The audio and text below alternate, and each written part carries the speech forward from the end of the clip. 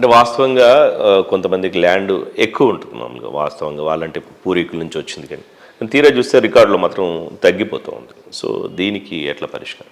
భూమి వాస్తవంగా ఎక్కువ ఉండి రికార్డులు తక్కువ ఉంటే మార్గాలు చూపించవచ్చు. కొన్ని సులభ మార్గం ఉంటాయి, కొన్ని కష్టమైన మార్గం ఉంటాయి. కొన్ని సందర్భాలలో భూమి ఎక్కువ ఉంది, ఇప్పుడు భూమి ఎక్కువ ఉన్నది రికార్డులో తక్కువ ఉన్నది ఒకటైతే, రికార్డులో ఎక్కువ ఉండి భూమి తక్కువగా ఉన్న సందర్భాలు కూడా ఉంటాయి.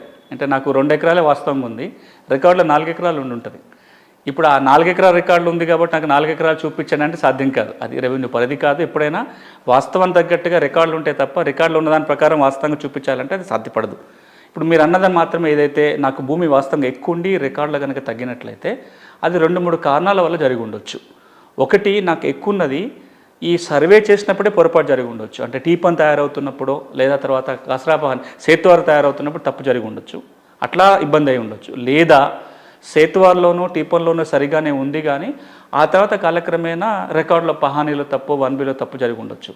లేదా నాకు అది ఖాళీగా ఉంటుంది. లేదా నాకున్న భూమి ఏదైతే ఎక్కువ నాకు రికార్డులో తగ్గింది వాస్తవంగా ఎక్కువ ఉందో ఇది ఇంకెవరి పేరున నమోదై ఉండొచ్చు.